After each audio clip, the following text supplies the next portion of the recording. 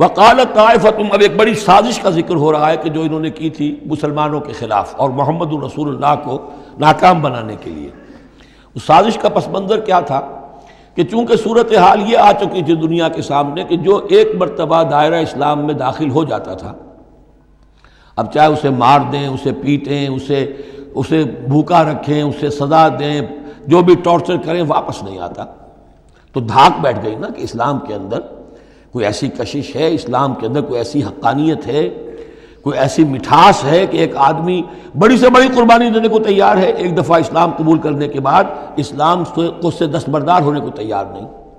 یہ جو ساکھ بن گئی تھی اس کو توڑنے کا ذریعہ سوچا انہوں نے کہ ایسا کرو، صبح کے وقت اعلان کرو کہ ہم ایمان لے آئے، سارا دن محمد کی صحبت میں رہو صلی اللہ علیہ وسلم، شام کو کہہ دو جی دیکھ لیا ہم نے، کچھ نہیں ہے یہاں، یہ دور کے ڈھول سہانے ہیں، ہم تو اپنے ہی کفر میں جا رہے ہیں، اپنے ہی راستے پہ جا رہے ہیں۔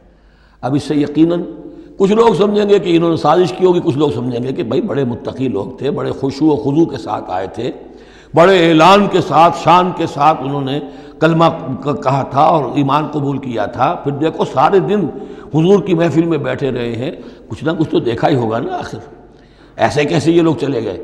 عام لوگوں کے دلوں میں وسوسہ اندازی جو ہے اس سے کرنا بہت آسان کام ہے۔ وہ سازش تھی جو بنائی، اور اسی کا اصل میں تعلق ہے قتل مرتد کی سزا۔ اسلامی ریاست میں اس سازش کا راستہ روکنے کے لیے یہ سزا تجویز کی گئی ہے کہ جو شخص ایمان لے آئے پھر کفر میں جائے گا تو قتل کر دیا جائے گا، کیونکہ اسلامی ریاست کی بنیاد ہے، آئیڈیولوجیکل ریاست ہے یہ، ایمان اور اسلام ہی تو اس کی بنیاد ہے۔ اس کی جڑوں کو کھودنے والی جو چیز ہو سکتی ہے اس کی تو پوری جو ہے اس کی بندش اور اس کا سد باب ہونا چاہیے۔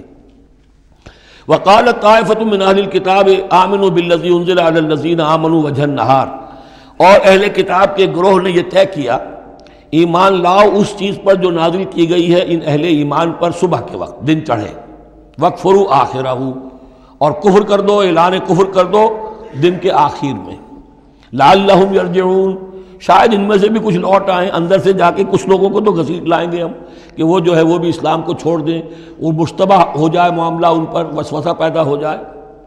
وَلَا تُؤْمِنُوا إِلَّا لِمَنْ تَبِعَ دِينَكُمْ، اور دیکھو ہرگز ایمان نہ لانا مگر اسی چیز پر کہ جو تمہارے دین کی پیروی کرے، ماننی اسی کی بات ہے۔ یعنی خطرہ بھی تھا کہ 4-6 اگر ہم جا کر حضور کے پاس اگر چند گھنٹے گزاریں گے تو کہیں ایسا نہ ہو کہ ہم میں سے کوئی واقعی پھر اس کا دل کھل جائے، طے کر کے گئے دیکھو ایمان نہیں لانا ہے ہم نے، وَلَا تُؤْمِنُوا إِلَّا لِمَنْ تَبِعَ دِينَكُمْ، اس پر ایمان نہیں لانا ہے ہم نے، لیکن صرف اعلان کرنا ایمان کا۔ یہ ہے مثال قرآن مجید میں شعوری نفاق، یعنی جو وقت انہوں نے گزارا ہے یہ ہے تو اسلام کا، قانوناً تو مسلمان ہیں، اگر اس دوران میں ان میں سے کوئی مر جاتا تو اس کی نماز جنازہ پڑھی جاتی، لیکن انہیں معلوم تھا کہ ہم مسلمان نہیں ہیں۔ جبکہ ایک وہ غیر شعوری نفاق ہے کہ اندر ایمان ختم ہو چکا ہے لیکن انسان سمجھتا ہے میں تو مومن ہوں، حالانکہ اس کا کردار وہ جو ہے منافقانہ ہے، اس کا عمل منافقانہ ہے، اور اس کے اندر سے ایمان کی پونجی جو ہے جیسے کہ دیمک کسی کڑی کو کھا جائے تو اس شیطین کو چٹ کر چکی ہے دیمک، لیکن یہ کہ بہرحال اوپر ایک پردہ پڑا ہوا ہے، وہ ہے غیر شعوری نفاق اور یہ ہے شعوری نفاق۔ قل ان الہدی ھدی اللہ، اے نبی ان سے کہہ دیجئے دیکھو اصل ہدایت تو اللہ کی ہدایت ہے۔ ان یؤتی احد، اب یہاں پر پھر ان کا قول آ رہا ہے کہ دیکھو ایمان لانا نا، ان یؤتی احد مثل ما اوتیتم، مبادا کسی کو وہ شے دے دی جائے جو تمہیں دی گئی تھی۔ یہ رسالت، یہ مذہبی پیشوائی، یہ تو ہماری میراث تھی، ہم اگر انہیں مان لیں گے تو وہ چیز ہم سے ان کو منتقل ہو جائے گی، لہذا ماننا تو نہیں ہے، لیکن یہ کہ ان کی بہرحال کسی طریقے سے ہوا اکھیڑنے کے لیے ہمیں یہ کام کرنا ہے۔ اور یحاجوکم عند ربکم، یا تمہارے خلاف حجت قائم کریں اللہ کے نزدیک۔ قل ان الفضل بید اللہ، کہہ دیجئے ان سے کہ فضل کل کا کل اللہ کے ہاتھ میں ہے، یؤتی ہے من یشاء، وہ جس کو چاہتا ہے دیتا ہے۔ اس نے 2000 برس تک ایک منصب پر تمہیں فائز رکھا، اب جو ہے تم اس منصب کے نااہل ثابت ہو چکے ہو، تمہیں معزول کر دیا گیا، اور اب ایک نئی امت ہم نے بنائی ہے اور اس کو اس مقام پر نصب کر دیا ہے، انسٹالیشن ہو چکی ہے۔ واللہ ذو الفضل العظیم، قل ان الفضل بید اللہ یؤتیہ من یشاء واللہ واسع علیم، اللہ بہت وسعت والا اور جاننے والا ہے۔ یختص برحمتہ من یشاء، وہ مختص کر لیتا ہے اپنی رحمت کے لیے جس کو چاہتا ہے۔ واللہ ذو الفضل العظیم، اللہ بڑے فضل کا مالک ہے۔ وَمِنْ اہل الکتاب، اب یہاں ایک اور نقطہ سمجھ لیجئے کہ برے سے برے گروہ کے اندر بھی کہیں نہ کہیں کوئی افراد اچھے بھی ہوتے ہیں. داعی کے لیے یہ ضروری ہے کہ ان کو بھی مینشن کرتا رہے کہ ان میں اچھے لوگ بھی ہیں، تاکہ وہ جو لوگ ہیں ان کے دلوں کے اندر نرمی پیدا ہو. اسی طرح برے سے برے آدمی میں کوئی اچھائی بھی ہے. آپ اگر اسے دعوت دے رہے ہیں حق کی طرف، اس میں جو اچھائی ہے اس کو مانیے، تاکہ اسے معلوم ہو کہ اسے مجھ سے قد نہیں ہے، دشمنی نہیں ہے.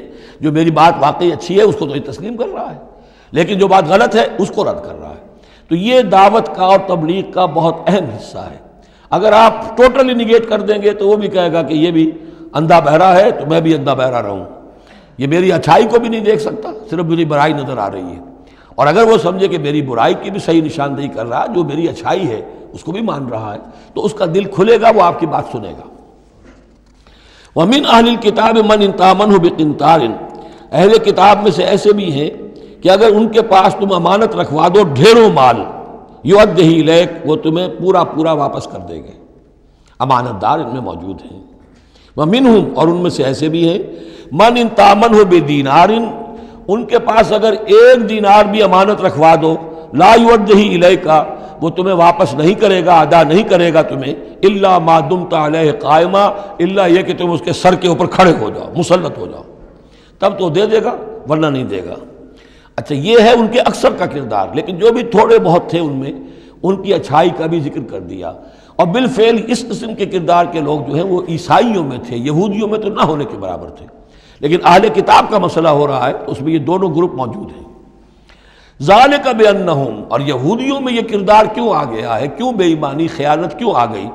ذالک بانہم قالوا لیس علینا فی الامیین سبیل، یہ اس لیے کہ انہوں نے یہ عقیدہ گھڑ لیا ہے کہ ان امیین کے بارے میں ہم پر کوئی ملامت نہیں ہے. یہ اچھی طرح سمجھ لیجئے، یہودیوں کا یہ عقیدہ تورات میں نہیں ہے، لیکن اصل جو کتاب ہے ان کی مذہبی وہ تورات نہیں ہے، تالمود ہے.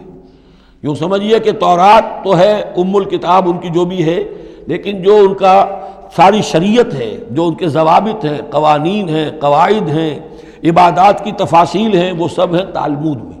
اور تالمود میں یہ بات موجود ہے کہ یہودی کے لیے یہودی سے جھوٹ بولنا حرام، غیر یہودی سے جیسے چاہو جھوٹ بولو.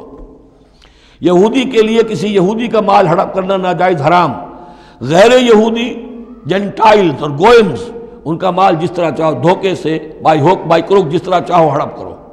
تو یہ ہمارے اوپر مواخذہ ہی نہیں ہے، اس لیے کہ یہ جو لوگ ہیں غیر یہودی یہ انسان ہے ہی نہیں، یہ اصل میں انسان نما حیوان ہے، اور ان سے فائدہ اٹھانا ہمارا حق ہے. جیسے کہ گھوڑے کو تانگے میں جوتنا انسان کا حق ہے، بیل کو اپنے حل کے اندر جوت لینا یہ انسان کا حق ہے. تو ہمارا حق ہے ان حیوانوں سے ہم جو چاہے لوٹ لیں، کھسوٹ لیں، ان کی رضامندی سے لے لیں، ظلم کریں، اس میں ہم پر کوئی پکڑ نہیں ہوگی، کوئی محاسبہ نہیں. یہ تالمود میں باقاعدہ لکھا ہوا ہے. ذالک بانہم قالوا، اس لیے کہ ایک پکچر بھی اس پر بنی ہے جو امریکہ کے عیسائیوں نے بنائی ہے، the other side of Israel, جس میں کہ انہوں نے ایک شخص نے ایک یہودی کتب خانے میں جا کر کتابیں نکال کر پھر اس کے اوپر نشان لکھا کر یہ چیزیں لکھی ہوئی ہیں. کیا یہودیت کا جو اصل چہرہ ہے وہ اس ڈاکومنٹری کے اندر، ویڈیو کے اندر واضح کر دیا گیا ہے ان کی کتابوں کے حوالے سے. ذالک بانہم قالوا لیس علینا فی الامیین سبیل، یہ اس لیے ہے ان میں یہ خیانت اور بے ایمانی اور جھوٹ اور دغا کہ انہوں نے یہ عقیدہ گھڑ لیا ہے کہ غیر یہودی لوگوں کے بارے میں ہم سے کوئی پرسش ہی نہیں ہے، کوئی ہمارے اوپر کوئی ذمہ داری ہے ہی نہیں. وَيَقُولُونَ عَلَى اللَّهِ الْكَذِبَ وَهُمْ يَعْلَمُونَ، اور وہ تو اللہ تعالیٰ کی طرف نسبت دے رہے ہیں، منسوب کر رہے ہیں جھوٹ کو، اور وہ جانتے بوجھتے کر رہے ہیں. ان کے علماء جانتے ہیں. بَلَا مَنْ أَوْفَىٰ بِعَهْدِهِ وَاتَّقَىٰ فَإِنَّ اللَّهَ يُحِبُّ الْمُتَّقِينَ، کیوں نہیں، جو کوئی بھی اللہ کے ساتھ کیا ہوا اپنے عہد کو پورا کرے گا اور تقویٰ کی روش اختیار کرے گا تو اللہ تعالیٰ کو تو متقین پسند ہے. ان الذین یشترون بعہد اللہ وایمانہم ثمنا قلیلا، یقیناً وہ لوگ کہ جو اللہ تعالیٰ سے جو عہد انہوں نے کیا تھا اسے فروخت کرتے ہیں اور اپنی قسموں کو فروخت کرتے ہیں حقیر سی قیمت پر. جب دیکھتے ہیں کہ ہماری بات لوگ جو کچھ شک کر رہے ہیں، اچھا جی ہم خدا کی قسم کھا کر کہتے ہیں کہ ایسا ہے، اب یہ جھوٹی قسمیں.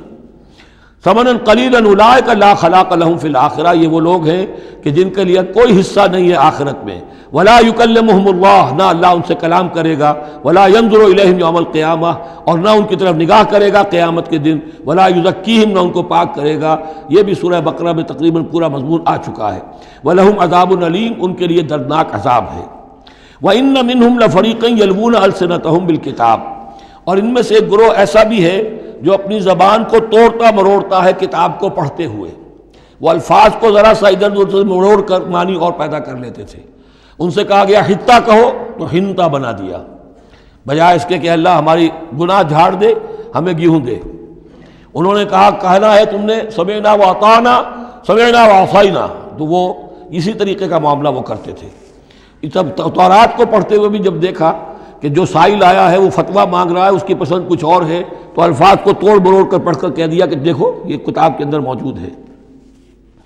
وَإِنَّ مِنْهُمْ لَفَرِيقًا يَلْوُونَ أَلْسِنَتَهُم بِالْكِتَابِ لِتَحْسَبُوهُ مِنَ الْكِتَابِ، تاکہ تم سمجھو کہ وہ کتاب میں سے ہے.